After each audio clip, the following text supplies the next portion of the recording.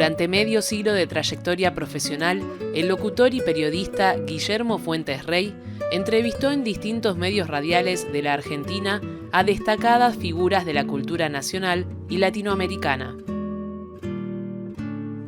En este espacio, recordamos muchas de esas charlas, algunas breves y otras más extensas. Solo se trata de recuperar esos momentos y compartirlos. Momentos recuperados.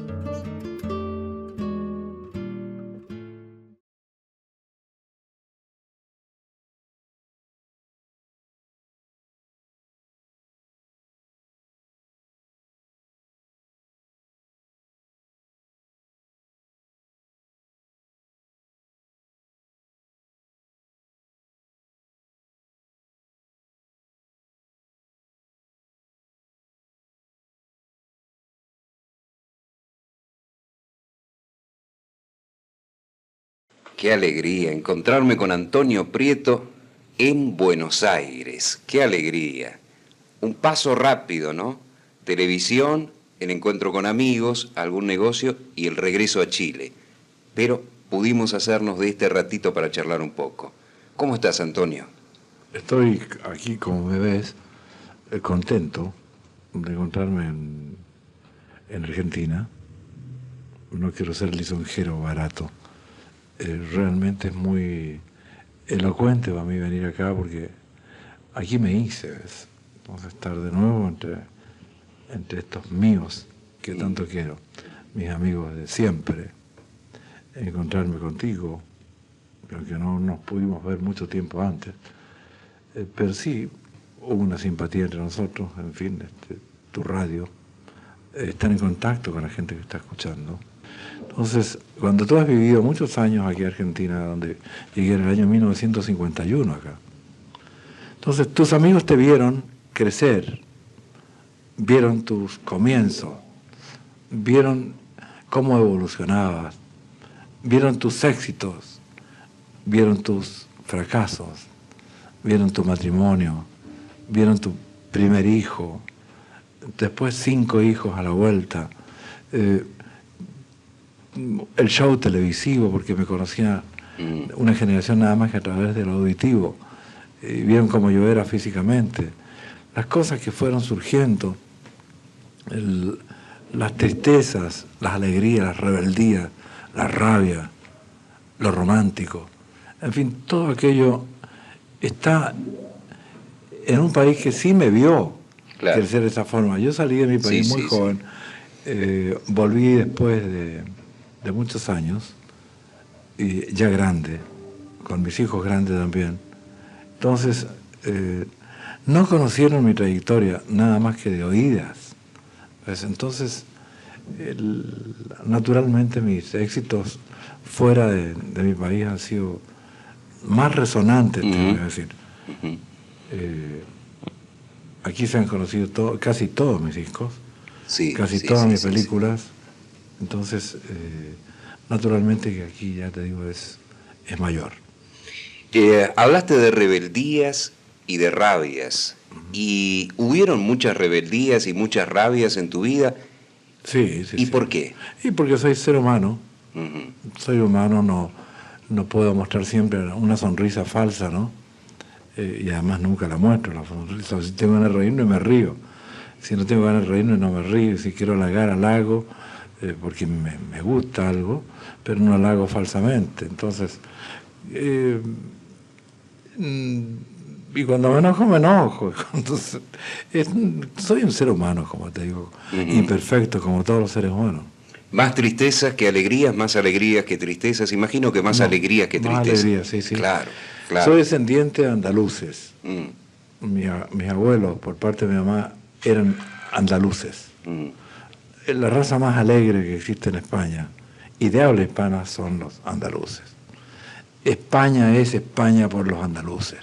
Que me perdone la colonia gallega, que me gustan mucho su paisaje, sus comidas, el vino Ribeiro, los mariscos. Pero yo soy andaluz, viejo, y andaluz de alma. Entonces, desciendo de esta rama de España, en que somos mentirosos, que no mentimos para engañar, sino que mentimos para exagerar, para entretener, viejo. Somos dicharacheros, contamos cosas, y sobre todo predomina el sentido del humor. Y cuando tú tienes una mamá que sonrió contigo junto con amamantarte, mostraba la pechuga, decía, ¿y qué te parece? Este sinvergüenza me ha hecho crecer más linda todavía mis pechugas, decía mi mami. Entonces, siempre se rió mi mamá de todas las cosas. ¿Ves? Claro. Nuestra vida es una broma. Y ahí en la familia había un aventurero, ¿no? Un buscador de oro, una historia. Mi abuelo. Tu abuelo. Sí, mi abuelo que se casó, mi abuelo era chileno, hijo de padres españoles también, de Castilla la Vieja y de Extremadura. Entonces, mi abuelo viajó como minero buscando minas en la tierra, hasta que llegó a Perú, al norte del Perú, donde conoció una negrita, una mulata, que la embarazó. Esa mina... Buen lío. Buen lío. Entonces, fruto de aquello, mi abuelo se transformó en ladrón. Y mi abuelo se robó a mi abuela del Perú y junto le trajo con una tía, con una hermana de ella, que resultó mi tía abuela. Y por esa razón a mí me pusieron Juan, por mi tía abuela. Yo me llamo Juan Antonio. Y mi abuelo se robó a mi abuela con embarazo y todo, y nació mi papá. Y bueno, y yo nací, ahí tengo sangre negra por otro lado, de la que me siento muy orgulloso. Mi apellido es Espinosa, Espinosa Prieto, y por Espinosa debo tener sangre judía, porque mis antepasados con ese apellido Espinosa son de orígenes judíos, sefardita. Sí. Y me siento orgulloso de poder llegar a tener sangre judía, como sangre negra también en la parte muscular. Y la alegría por parte de los gitanos, de mis abuelos andaluces, ¿no? Claro. Entonces, soy esencialmente alegre con las tristezas naturales, como tú dices. Y un buscador de oro también, porque el éxito puede ser oro, un aventurero, ¿no? Por todo el mundo, además. Eso tiene que ver con tu carrera, con tu bellísima, hermosa carrera. Esta ¿no? gitanada mía es por mi abuelo, por el otro lado. Ellos eran granadinos. Ah, esto viene por otro lado. Claro, eso viene por el lado gitano. Mi abuela era gitana, una gitana rubia de ojos claros. Pero nosotros hablamos caló, muti, que el gachí candela, que los vatos se apandan los paredes, que el gachí se naja la sorna, le funderan los pinreles. Todo eso es ¿Qué gitano. has dicho aquí? Es gitano. Entonces, eso lo aprendí de chiquito, cuando oía hablar a mi mamá, cuando quería decirnos algo que la demás gente no supiera que me estaban hablando a mí delante de los demás. Y mi abuelo era malagueño. Entonces, mi abuelo aventurero también se robó a mi abuela de allá y se le trajo a Chile. Y ahí nació mi mamá en Chile. Te digo ya, por ese lado, es probable, por el lado de mi abuelo paterno y mi abuelo materno, me había venido esto de viajante, de aventurero, buscar el amor y el cariño por todas partes. Déjame hacer una pausa aquí y cuando nos reencontremos, que será después de escuchar algo de tu música, vamos a hablar de un hito, a mi juicio, a mi modesto juicio, un hito de la televisión argentina que fue el show de Antonio Prieto. Charlamos de eso en un instante. Okay. Yo creo que no exagero si digo que la ciudad de Buenos Aires se paralizaba para ver el show de Antonio Prieto. Y que ese show de Antonio Prieto sigue siendo hoy un ejemplo que muchos profesionales deberían tomar como referente para saber cómo se hacen las cosas con talento, con imaginación, con creatividad. Porque todo eso, me parece, es el show de Antonio Prieto. Ese es mi comentario. Contame tus recuerdos.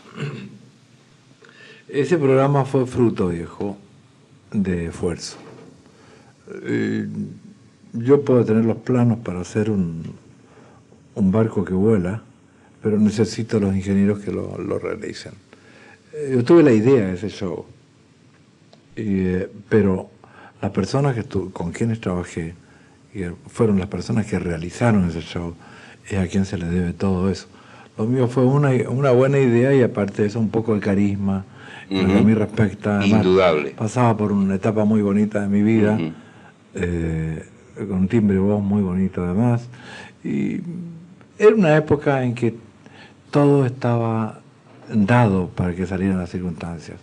El año 60 empecé a hacerlo. Ensayábamos 8 horas diarias durante toda la semana, exceptuando el lunes, en que estábamos 14 horas edificando, construyendo el próximo show del domingo que viene, y viendo qué es lo bueno y lo malo que había habido en el anterior. Ensayábamos 8 horas diarias con todos los artistas, con los camarógrafos, con el director, con el productor, con el escenógrafo, todos los días. Entonces, para que saliera 1 hora de show al aire. Entonces, el iluminador incluso. Entonces, teníamos nosotros contratado un lugar, que era un estudio de grabación, que lo tomamos nosotros para de audición de audio solamente, de sonido. Claro.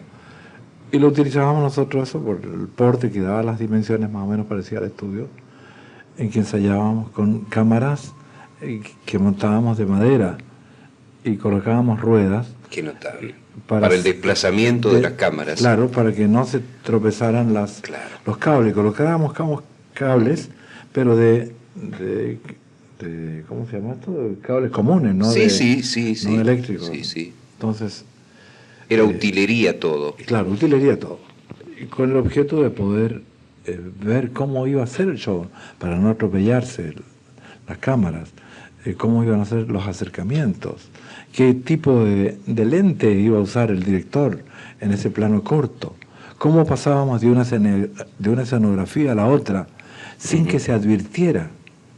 Entonces, eso no lo entendiste. Por ejemplo, mira, esto se me ocurrió a raíz de que, bueno, uno estaba soñando siempre, una época de sueño y de imaginación. Por ejemplo, tienes 4 paredes en un estudio cuadrado. En una de las paredes tienes una escenografía muy grande, en otra, y en cada uno una escenografía diferente. En una de ellas había orquesta, en otro había un asunto con piscina. En el otro, digamos que sería algo con vegetación, flores, bailarinas, etc. Y en el otro, digamos que había un ciclorama con infinito, pintado nubes atrás, humos, etc. O un barco de pirata. Entonces, ¿Cómo pasar de una cosa a la otra, no? Entonces apagamos todas las luces, me costó bastante que me lo aceptaran. Y la cámara me enfocaba a mí en una escenografía. Y yo cantaba, y seguía cantando, pero en la medida que yo estaba cantando, iba haciendo desplazamiento de costado, junto con la cámara que me estaba enfocando hacia el lado derecho, y yo estaba doblando a la derecha, así que no se daban cuenta que yo estaba doblándome. Entonces ya tenía en un plano de determinados grados, ya otra escenografía detrás aparecía mío, la otra escenografía, pero que estaba apagada, porque la otra la habíamos apagado. O sea, estaba negro como había quedado negro el otro lado. Entonces encendíamos las luces y te encontrabas con un barco, con otro tipo de... Todas esas ideas tuyas.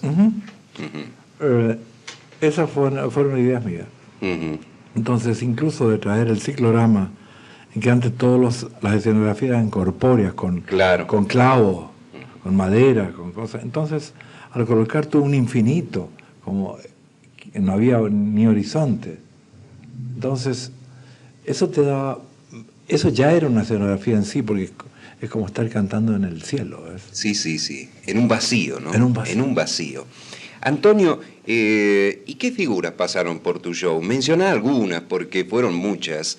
Figuras con las que te hayas sentido especialmente conmovido.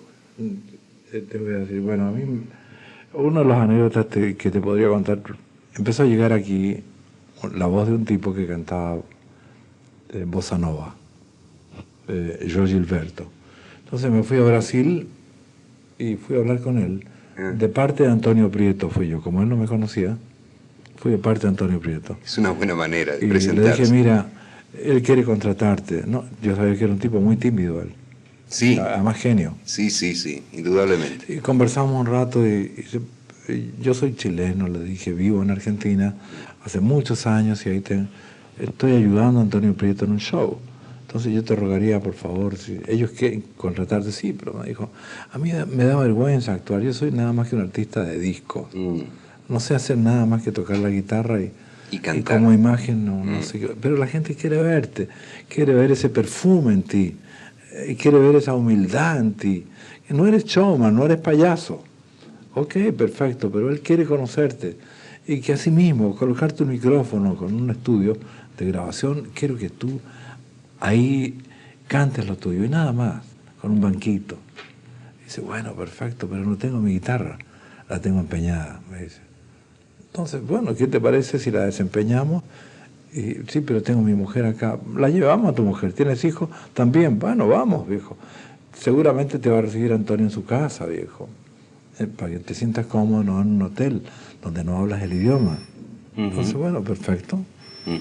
Fue muy lindo porque vinimos en el avión, desempeñamos la guitarra, Astrud, que era su mujer, sí, que después se hizo muy famosa. Sí, sí, sí, sí, en Estados Unidos.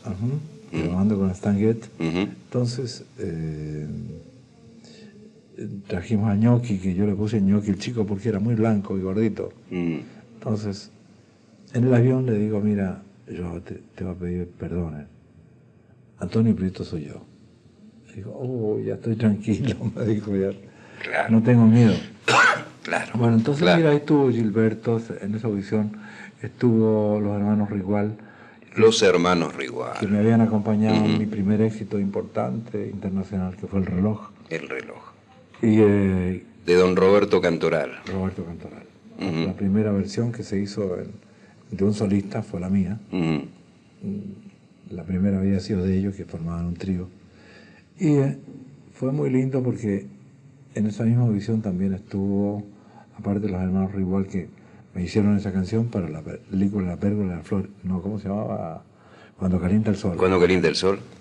Hicimos esa película a pedidos, porque necesitábamos una canción para esa película que se llamaba Cuando calienta el sol. Entonces, sí, que fue un éxito fenomenal. Fue un éxito internacional. Toda América. Mundial. Sí, sí. Mundial. Claro. Y debe tener unas 7.000 versiones diferentes. De diferentes intérpretes, sinfónicas, conjuntos, música de ascensor, de supermercado. Sí, sí, todo. Sí, música de ascensor y de supermercado también. Es cierto, entonces, es cierto. Moduño. Domenico Moduño, claro, Moduño. En su época de esplendor, verdaderamente. No, ya venía en descenso. Yo estaba descendiendo con el Volare. Entonces, yo hice una cosa muy simpática y le dije yo, mira, tú vas a cantar La novia, que está escrita en español ahí, fonéticamente, y yo voy a cantar Volare. Entonces él cantó La novia y yo canté Volare. Y cuando llegué a Italia me encontré con que él había grabado La novia, y era el número 1 en Italia, y decía de Moduño y Prieto. Porque le había puesto la misma letra pero en italiano. Sí, sí, sí. En fin, cosas que pasan. Y la gente en la calle, la gente te saludaba, sí, se todo abalanzaba. El mundo te paraba en la calle para decirte, mira Antonio, vi tu show anoche, fíjate que no me gustó nada. Ese muchacho que pusiste ahí, Balá, no sé cómo se llama, Balá, me decían ellos. Mira, ese chiquito no, es muy pesado, me decían. Otros caminaban más allá. En cambio, la chica esa que canta tan lindo ahí, ¿cómo se llama? Hidalgo, me decían. Claro. Entonces, canta muy bien. Pasabas a otro lado, Antonio, vi tu show anoche. Personas que te paraban la calle, Sí, pues, sí, sí. te miran como familia porque tú ya entras a la casa. Por supuesto. Entonces ya Por eres supuesto. parte de ello. Y el argentino no es inhibido para decir te amo y te quiero, te da un beso, viejo. Como decirte no me gustás. Tenemos poco tiempo para vivir y sincerémonos, viejo. Cuando queremos a una persona, digámosle que lo queremos. Y cuando no nos gusta, decir no nos gusta y se acabó. Entonces, es lo que pasa conmigo. Soy parte de esta familia. Sí, sí, Entonces, absolutamente. Decía Antonio, fíjate que vi tu programa anoche, la otra persona, qué buen cómico ese Balá, viejo, y cómo le gusta con su ternura a los niños, extraordinario. Y, oye, pero la gritona que pusiste ahí, viejo, ¿para qué pones sopranos, gordo? Las opiniones encontradas permanentemente. Muy buena la escenografía, después el otro no, muy rebuscada, etcétera. Entonces tú no podías escuchar nada y tenías que hacer lo que te gustaba. Entonces, es eso, en parte te voy a decir lo que se pudo hacer con ese show. Vamos a hacer otra pausa y después las últimas palabras. Porque tengo una pregunta que te quiero hacer. ¿Por qué? ¿Por qué aquel show brillante no se puede repetir hoy en la televisión argentina? ¿Porque sería muy caro o porque no hay talento? Lo charlamos después.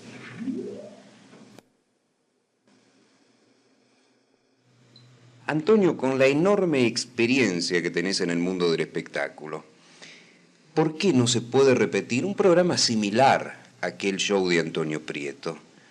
¿Porque sería muy caro? ¿O porque no hay talento, imaginación, creatividad? ¿Qué explicación puede haber para esto? Mira, Argentina es un país, y voy a emplear una palabra que se está empleando mucho, atípico. En otras palabras, la palabra atípico me parece muy fría y muy fea para definir un país. Es un país con personalidad propia. Argentina no se parece a nadie y muchos quieren parecerse a Argentina. Entonces, Argentina tiene creatividad, pero innata, nació con eso. Esa originalidad se ve en muchos talentos acá. Lo que pasa es que los talentos están impedidos por los costos. En aquel entonces a nosotros nos costaba el show $18.000 por programa. Y eso era una fortuna. Era una fortuna, indudablemente. Actualmente, mira, el equivalente de $18.000 de aquel entonces es mucho más dinero que ahora. Y no creo que se podría invertir tanto dinero para poder hacer un show con... yo la publicidad la hacía yo mismo.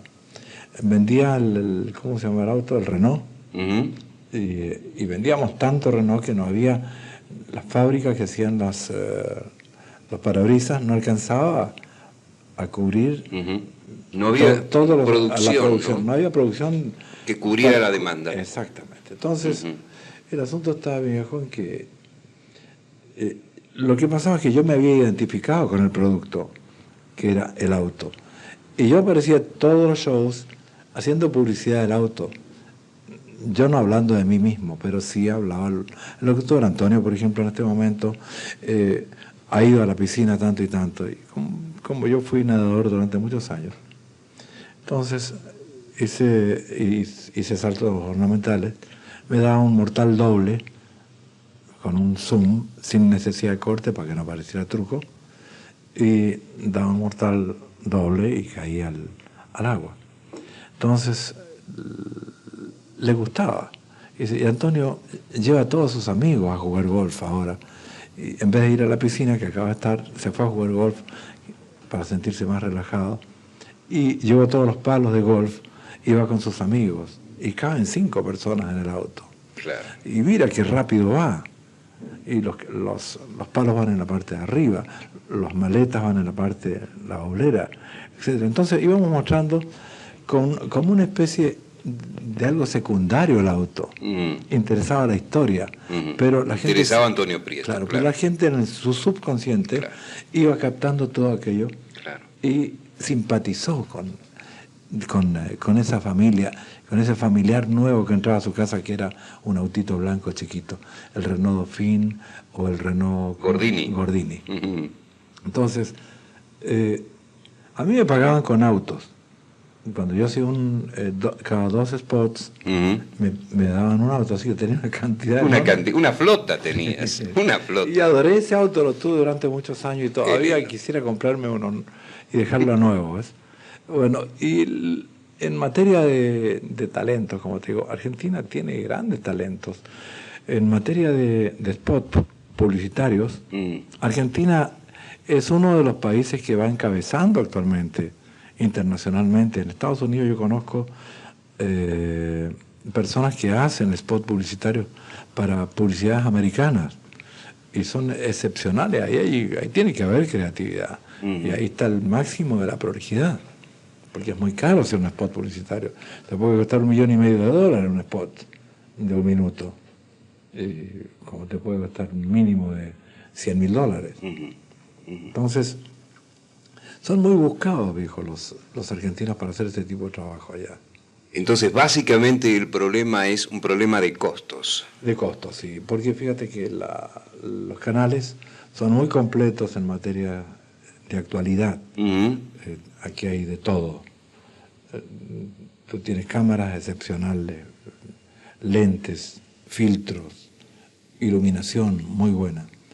Se puede hacer ese show mejor que el de antes. Es cuestión de que alguien se lo proponga, que haya unos 2 o 3 auspiciadores, Ujú. nada más, no hacer una tanda de avisos. Claro. 3 auspiciadores que se identifiquen con el show. Con el show. Porque mira, yo acabo de hacer el día domingo, Ujú. no sé, fue 16, ¿no? El domingo 16, efectivamente, estuviste en ATC. 16 de agosto de 1992. Mm. Hice un show con Gerardo Sofovich y el público fue la sorpresa para todos nosotros. Y perdona que sea tan fanfarrón y tan yoyoísta, tan mimillo yo. Ujú. Entonces, no contábamos con algo que eso sí fue notable. Un aplauso tan largo antes de empezar a cantar. Y sobre todo de gente joven, que yo no pensaba. Pensé que iba a ir gente de mi edad. Yo soy joven, soy un joven con muchos años. Y me encontré con público joven aplaudiendo, ninguno vio sentado el show. Todo el mundo estuvo de pie durante todos los 20 y tantos minutos que actuó. Y yo miraba sus caras y había sinceridad. Y los aplausos fueron después de cada canción pronunciados y la manifestación de cariño fue tremenda. Para mí, mira, yo tenía ganas de llorar, te digo. Nomás que no me salen lágrimas, parece que nací seco de ojos, gordo. Pero por dentro lloré de emoción. Claro. Porque, pucha, Claro. eran los hijos y los nietos de mis amigos que me aplaudían. Ujú. Eran mis amigas contemporáneas, eran mis amigos contemporáneos también, que había una minoría. Entonces todo aquello, dijo, con mi forma natural de ser, que es la misma que tú estás viendo en televisión, que estás viendo ahora, es la que viste en televisión.